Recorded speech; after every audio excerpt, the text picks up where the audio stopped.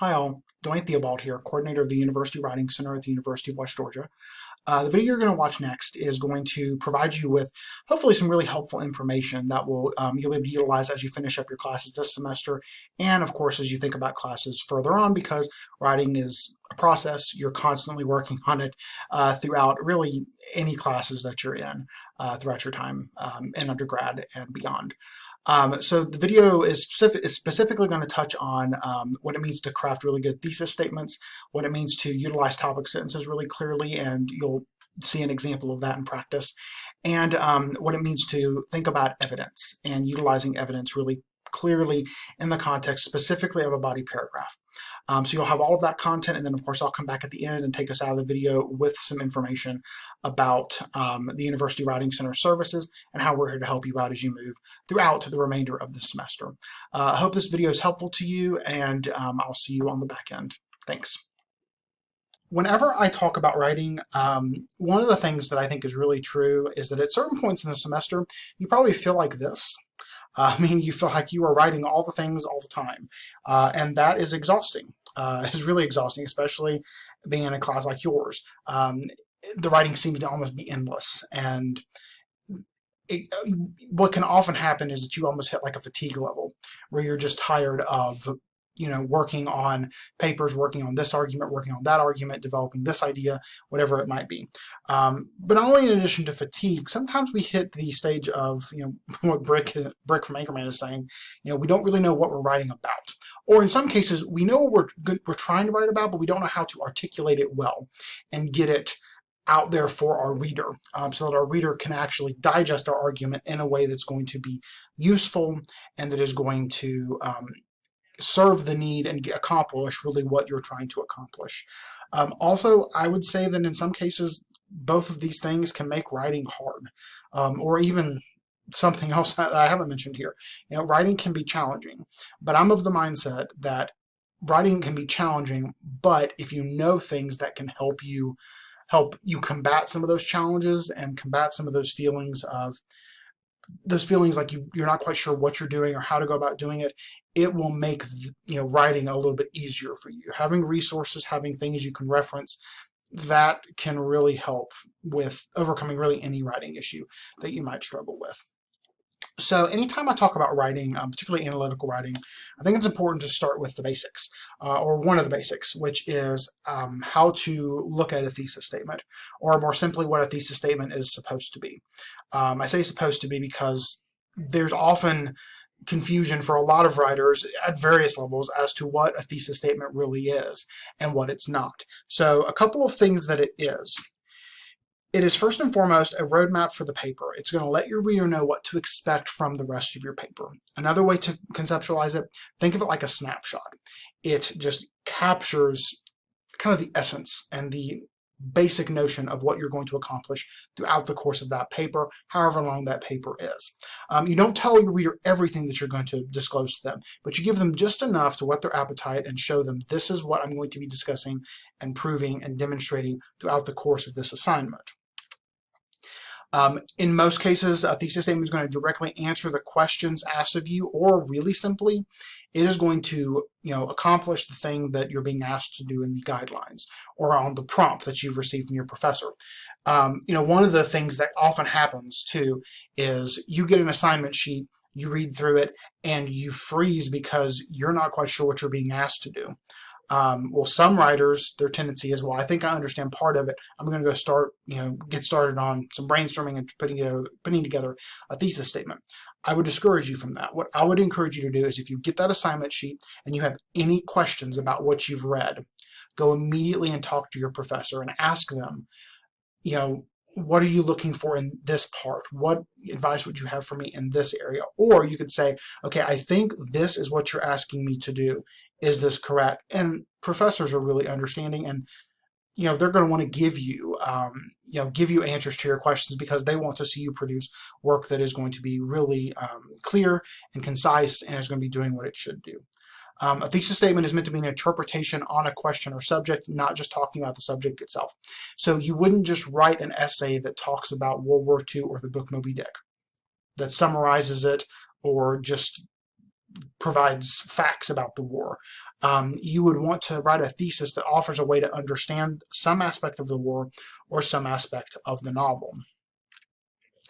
The biggest thing that a thesis statement is why I have it underlined and bolded, is that it is going to make a claim that others might dispute. So you're setting up an argument. It is entirely possible the reader of your paper could read your argument and say to themselves, I don't agree with that. And that's perfectly fine because, again, you've set up an argument. Someone could agree with you or disagree.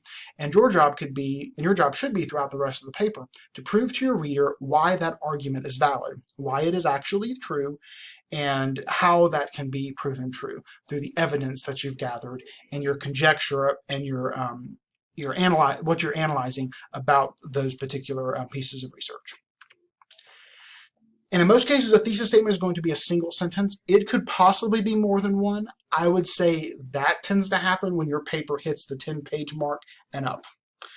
It could be possible in other cases, but I would say it's very unlikely.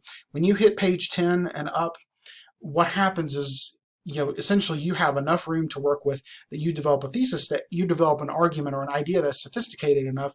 It may require a 2-sentence thesis. And that's okay, because again, you have 10, 12, 15, however many pages to work with. But when you're working with maybe 6 pages, 8 pages max, you want to try to keep that thesis statement to a tight 1 sentence. That is going to be in that first paragraph. It's going to actually be the last sentence. One way to look at your introduction is to think of it like an inverted pyramid. You start kind of broad within the introduction. You introduce the topic, you introduce the text that you're studying, give enough information to give your reader the context, begin to narrow down your focus throughout the sentences that follow to the main point of your paper, which is going to be the thesis, and that's at the very bottom of that inverted pyramid. And then, of course, everything else that comes from there, every paragraph after that, the body of the paper is going to synthesize and gather all the evidence that you've collected to persuade your reader, or is going to either persuade the reader to be on your side, or at the very least persuade them to see the logic in your interpretation and what you're presenting. So now that we've talked a little bit about thesis statements, one of the questions is often, how do I go about getting a thesis? Because I don't really know too many people who just sit down and rattle off a thesis statement without doing some prep work for it. So again, thesis statements can be really hard to come up with. They're not always easy. But one of the best ways to go about coming up with a really good thesis, or at the very least, a working thesis that gets you started with your paper, is to do some brainstorming. There are a lot of different ways to brainstorm. And up here at the very top, I have a link to the Writing Center at Chapel Hill, UNC. They have a lot of really good writing resources.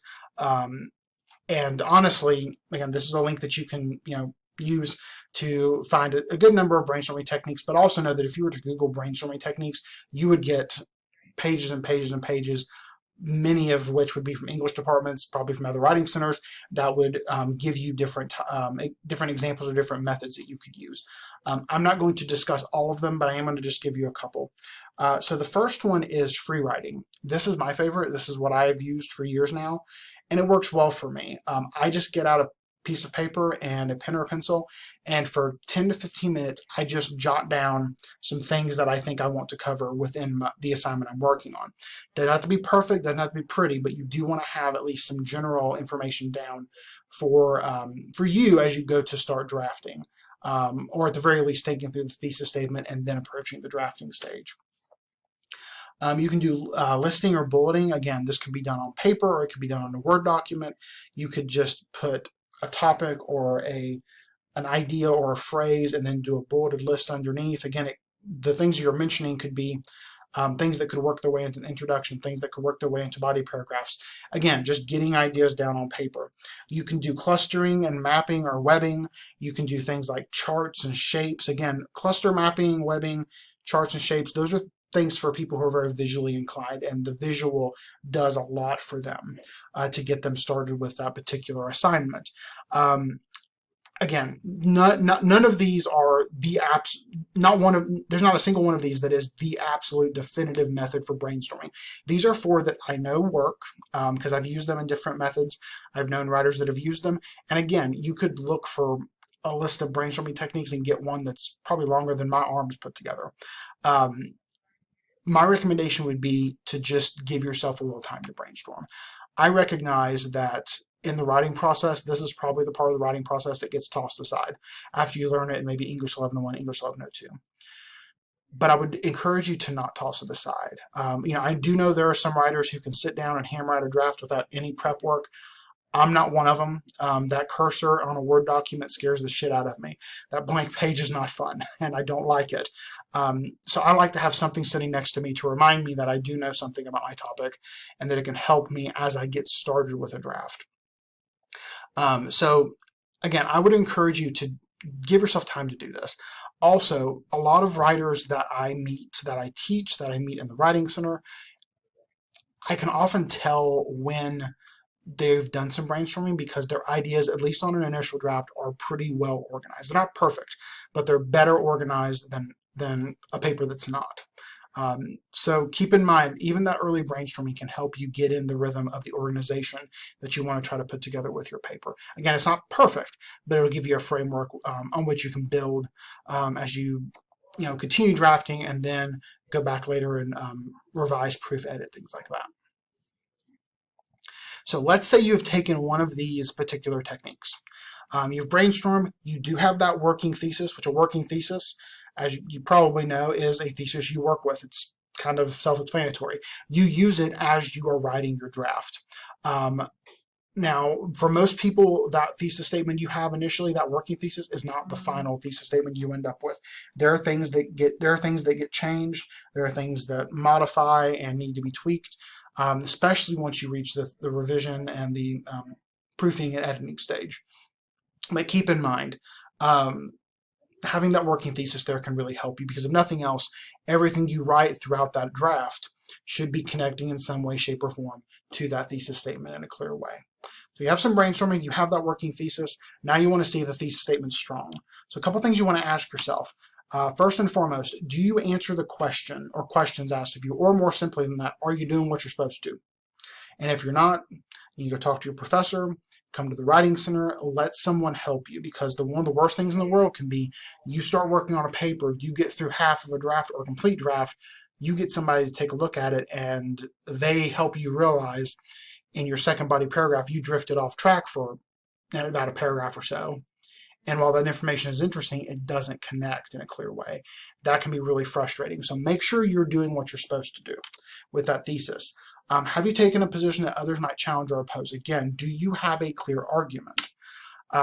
Is your thesis statement specific enough? Now, what this boils down to is recognizing what your argument is and how many pages you have to work with to really complete and flesh that argument out. So there are some thesis statements you can come up with that will fit for a 6 to 8 page paper.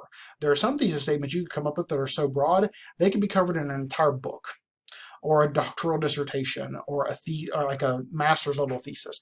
Again, especially when you're working with content you enjoy and you have a passion for, sometimes you want to tackle that text and do all the things with it. Well, if the assignment is 6 to 8 pages, you can't do all the things in a 6-page paper when you're looking at a 300-page novel. It's really difficult to do. So you often have to hone down that argument to touch on a specific portion of that 300-page novel. And then if you were to write about that, but if you were to write about that particular 300-page novel and you had 20 pages to work with, you could create an argument that is more robust and that could accomplish more. So you want to keep in mind there's a balance there, and that balance does get easier the more you write. Does your thesis pass the so what test? Now, when I give you the phrase so what, I don't mean that in like a questioning, arm on the hip kind of way. I don't mean it to be that way. But really what so what boils down to is thinking about the larger significance of your argument. If you're writing a paper about, let's say, the film Get Out, and your argument has to do something with that film making a major political statement. Okay, well, your so what would need to ideally be, well, why is that political statement important? Or why is its social commentary important? Or why is its position in the horror genre maybe not necessarily appropriate? Let's say your argument talks about that. Let's say you argue that Get Out is not truly a horror film. Let's say that it's something else. You would need to offer a reason as to why that's important. Again, you have to make your reader care and make your reader understand why you've spent X number of pages writing this particular paper and discussing this topic at length. And does your essay support your thesis specifically, and without wandering? Meaning, what helps here is having a clear thesis statement that guides your paper, but then within the body paragraphs, having clear topic sentences that then in turn guide the body paragraphs. Keep in mind a topic sentence and a body paragraph is meant to be a mini thesis, kind of you're taking a portion of that thesis and doing something with it in a paragraph, in a body paragraph. Again, I mentioned earlier, sometimes when we write about things, we get excited. And when we get excited, sometimes we chase rabbits for a couple of sentences. And while chasing that rabbit might be fun, if we are in the revision stage and you realize, okay, I've chased that, and I don't know if it actually connects to my thesis statement, that's a problem. And it usually requires you as the writer to say, okay, I have to do one of two things here. I either need to take those sentences and revise them in a way that draws them back to the thesis and makes that connection clear, or I may need to take those sentences and copy them, cut, and then paste them in a separate Word document. Do not delete them. I can't say that enough. Don't be like me. I've done that sometimes when I get frustrated. It sucks. Take those particular sentences, put them into a separate Word document, and just let them sit there, because it's entirely possible that rabbit that you chased could factor its way into another body paragraph or into another assignment that you might work on at a later date. So that writing is not bad. It just might not actually be applicable to the assignment you're working on. So save it, have it somewhere else, and see if it maybe comes into play for a later assignment or later in the paper you're currently working on. So what I want to do now is talk a little bit about how to construct a thesis. So how to look at one and kind of think through the different parts that you're looking at and how you can make them a little bit clearer. And a little bit more concise. So usually, the phrase that we hear when it comes to things being in stages could often be the good, the bad, and the ugly. Well, I'm going to show you the ugly, the bad, and the good when it comes to thesis statements. So let's say you are in the following class. Let's say you have the following situation.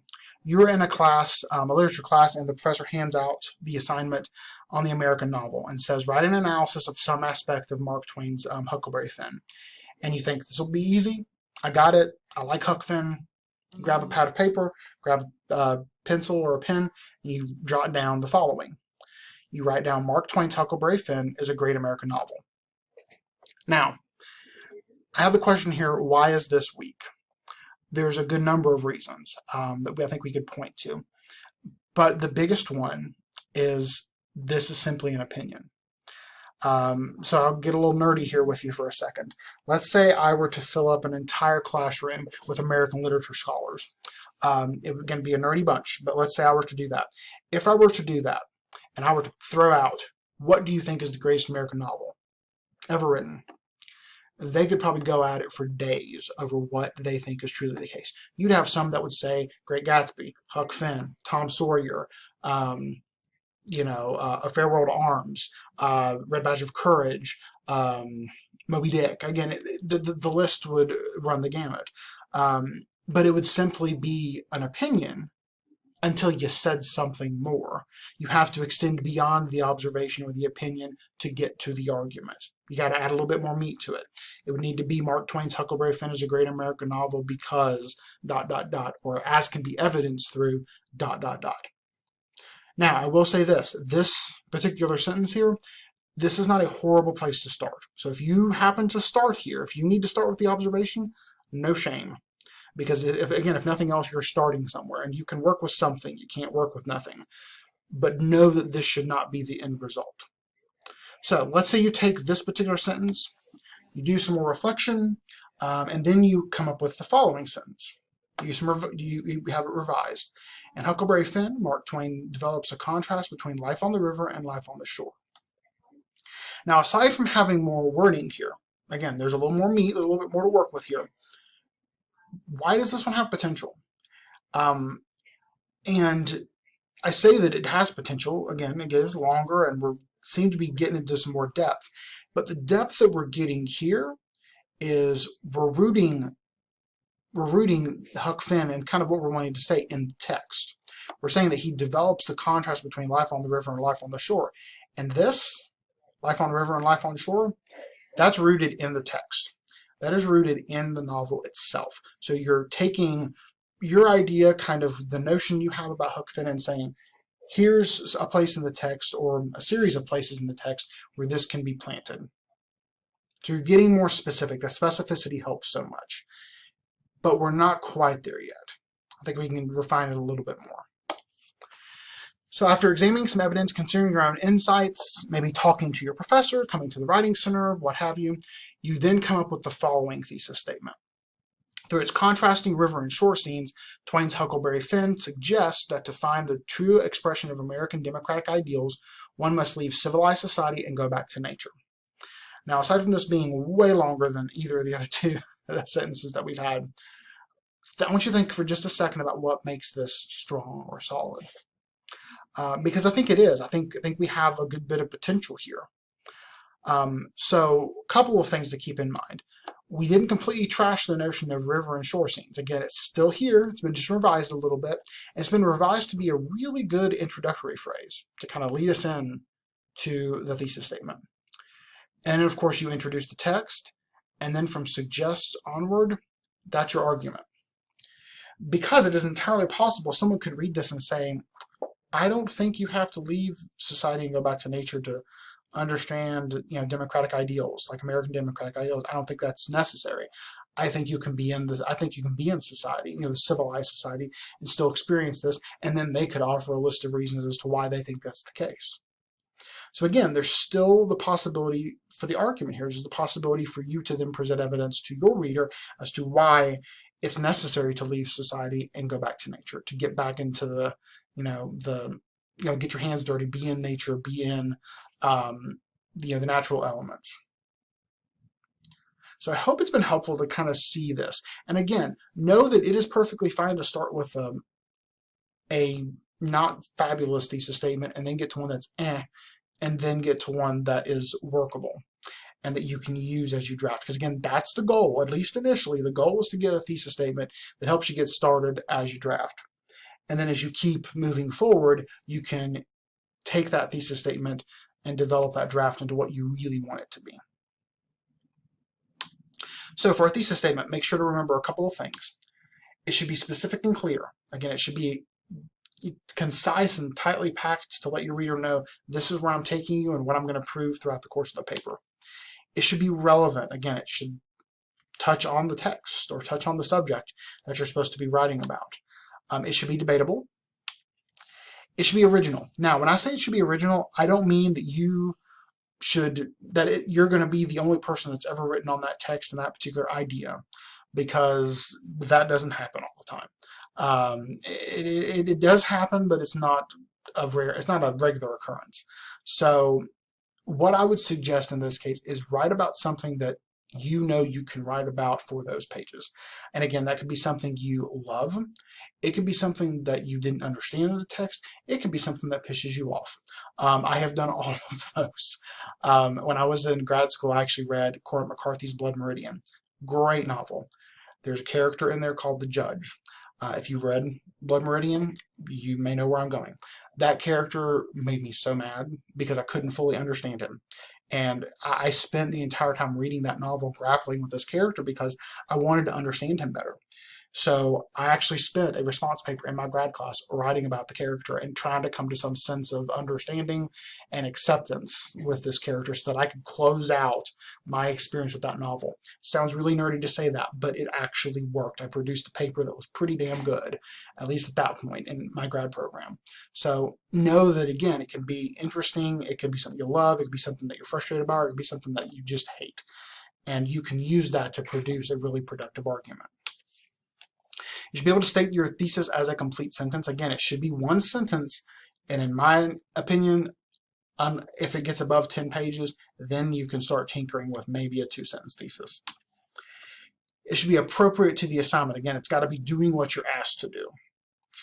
So these are the big things you want to keep in mind with a thesis statement. I hope it's helpful to have this. Again, I imagine for most of you this is a review, but I think it bears repeating because this is something that writers at all levels, including folks that are in higher upper level grad programs, struggle with from time to time. Because sometimes when we're in upper level classes, we are having to learn how to grapple with content more, but then the struggle can often become, we're learning how to grapple with content, but at the same time, we also have to remember while we're thinking about content and developing really elevated arguments, we also still have to do the basic things that writing requires. So some other things to keep in mind for larger argumentation. You have a thesis statement. That's awesome, but as you're drafting, you have to keep in mind other things to make sure you have the strongest, most solid argument you can. So you do want to think about your body paragraphs. I've touched on some of this already. You want to make sure that you have the following. You have that clear topic sentence. That is meant to be the mini thesis that lets your reader know what you're going to specifically deal with in that particular paragraph. A topic sentence is going to be the first sentence of the paragraph, not the last sentence of the previous paragraph. That last sentence in the previous paragraph, that can serve as a transition sentence from that particular paragraph and what you were discussing into the next paragraph and what you're going to be discussing in that paragraph. So there is a distinction there. You want to make sure that that topic sentence is present, and you want to make sure that it is clearly outlining what that paragraph is going to do.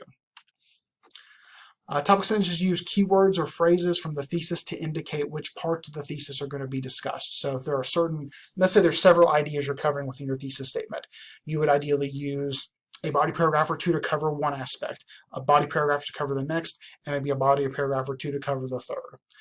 But you do want to make those distinctions clear so your reader doesn't get lost and recognizes what you're covering and where you're covering it. And topic sentences do tell the reader what concept's going to be discussed, and it provides an introduction to the paragraph. Again, you don't just want to, throw out information to your reader and hope that they can understand the connection. You got to make that connection really clear for them. And related to that, topic sentences are going to point back to the subject and the main idea presented within the thesis statement itself. So with that in mind, what I want us to do is I want us to take a look at this paragraph for just a second. It's not super lengthy, but I want you to kind of take a look at it as I'm talking, and I want you to think through what kind of topic sentence you could create from this. So as you're looking at this, a couple things that you might note. We have mention of, the television show Friends. Again, it's in the first sentence. We know that it's Friends because we then have the follow-up where we're talking about Rachel Green, one of the main characters. We also have mention of, again, watching it on television. We have mention of, hairstyles and Rachel's hairstyle and how that hairstyle connected with Guess jeans and Calvin Klein, and thinking about Calvin Klein jeans as well. And then thinking about Sassy Magazine. Again, we've got a lot of things within pop culture and things that are very, things that in the 1990s were very of that moment. So we have good information here, but as you notice, it's kind of just, we're going to touch on this and this and this and this and this and this and this, and there's no real clear framework for it. There's nothing that clearly lets us know this is what this paragraph is doing. And that's what a topic sentence is supposed to be. So there's a lot of different ways you could put together a topic sentence for this. I'm going to give you one. And again, no, this isn't the definitive end-all be-all, but it is one that could work. So you would codify it with thinking about the 1990s brings back a lot of memories for me about fashion and popular culture. And then you proceed with the paragraph. Again, we touched on fashion, we touched on things that are all in pop culture within this paragraph. So those words serve as a good way to kind of encapsulate everything that falls within this paragraph. Now, I'm not saying the content in this paragraph couldn't be changed. I think it could. I think you could do some trimming and some tidying up to it. But for our purposes today, I really just want you to kind of get in the sense of, get an idea of what it really means to have that topic sentence that clearly outlines what you're going to have moving forward. Okay, some other important details to keep in mind. You always want to have clear and logical transitions between your paragraphs. I mentioned that earlier when it came to talking about topic sentences.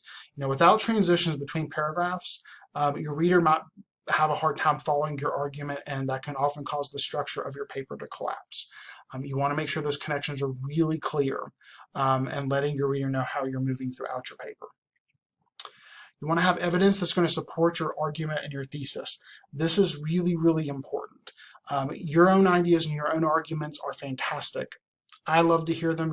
Your reader's going to love to hear them. But you then have to be able to find other voices that exist, primary sources, secondary sources, other kinds of supporting details to back up what you're saying and to that help you prove that thesis and maintain that you have a handle on your content and you know what you're using and how to use it most effectively. Within your evidence, you do want to make sure to avoid, make sure that everything you compile in a way that you avoid generalizations. You want to use your evidence to check overly generalized statements like all women have been oppressed, or one of the phrases that I think it drives a lot of people nuts is having phrases like since the beginning of time or since the creation of literature or whatever. Those are very overused, they're general, and they don't really say what you think they're saying. So figure out a way to avoid using things like that, or make sure that you have evidence to point to clearly connect those ideas and some of the general statements you might make to make them more concrete and pinned down to a particular text or particular support. Also, consider quotation integration. Do not leave a quote hanging without any explanation as to why it's there. Your readers are often sophisticated and can figure out why it's there, but one of the things that as a writer that drives me crazy is, when you're looking for a particular piece of evidence, sometimes that can take time. That's not always a quick thing. And sometimes you're just looking for that nugget, and when you find it, you're like, hot damn, it's awesome, I can use this. But then once you put it into your paper, you've got to then spend the time, again, think about all the time you spent looking for that particular quote or that particular idea. Take the extra effort to then tell your reader, here's why I found this awesome quote. Here's what it does for my argument. Here's why it's really important to include here. Don't just leave it hanging there. That is something that, as a writer and as someone who works in the Writing Center and worked with students, it drives me nuts. So don't just leave that information hanging for your reader. Make those connections really clear. Also, make sure that you introduce that quote and provide a good lead-in phrase or a good lead-in transition from your ideas to the quote, and then leading out into your explanation or analysis. So I'm not going to spend a ton of time reading through this paragraph. I just kind of want you all to take a look at it. Again, you can watch back through this video to kind of do a little bit more work on it. But this is actually taken from an essay written about Lily Bart from House of Mirth, Edith Wharton's House of Mirth. What this paragraph does, and I think it does it decently, is it takes into play one particular portion of this text and shows you how you can introduce a particular portion of a text for a body paragraph, bring in some quotes, again, full sentence or just little bits of language here and there. And again, I have it, here, and then there's some little moments of it kind of down here and in other places. So, and it can be full quote, it can be just little bits of language. There's a good bit of, flexibility you have there, but have that support there and then to follow up with the discussion or the analysis. So again, pretty much from here to here, you've got the introduction, then you've got some of the quoted materials, and then from during onward is pretty much your explanation or analysis. So again, one of the things I want you to think about with this paragraph is think about the balance that you need to strike between introducing the information for the body paragraph, having the topic sentence, having that lead in, then have the quoted information or the paraphrase information if you choose to do that, and then lead into the explanation or analysis as well. Okay, so that was a lot of information, but I do hope it's information that's helpful to you. And one of the great things about this being in video form is that if you want to go back and rewatch something, or you have a question about something, that you want to go back and double check, you can absolutely do so. And I do encourage you to take advantage of that as you need to. One last thing I want to mention before I close out. This academic year has been really challenging for everyone. COVID has thrown a wrench in so many things. But one of the things that I think has been really good is that the West Georgia community, those of us who run offices like this one, we've tried to do what we can to make sure that we're there to support you. And we have definitely in the Writing Center been doing that. We are available to you in multiple ways. So as you finish up this semester, and up to our final day, which will actually be April 30th. So just keep that in mind. You can utilize our services by stopping by to make a face-to-face appointment. You can utilize our course-in services, or you can schedule a video session where you can meet with someone over a webcam and get feedback on your paper in real time. So again, if you would like to make a face-to-face appointment or a video appointment, or you have questions about our course-in services, stop by and see us in TLC 1201. You can give us a call at 678-839-6513, or you can email us at writing@westga.edu. That is writing@westga.edu, and we will get you the help that you need as quickly as we possibly can. Take care of yourselves, take care of each other, and all the best to you as you finish this semester. I know that you're ready for a break. I think all of us are ready for a break. So let's just finish the semester strong and enjoy the summer months that are to come. Thanks.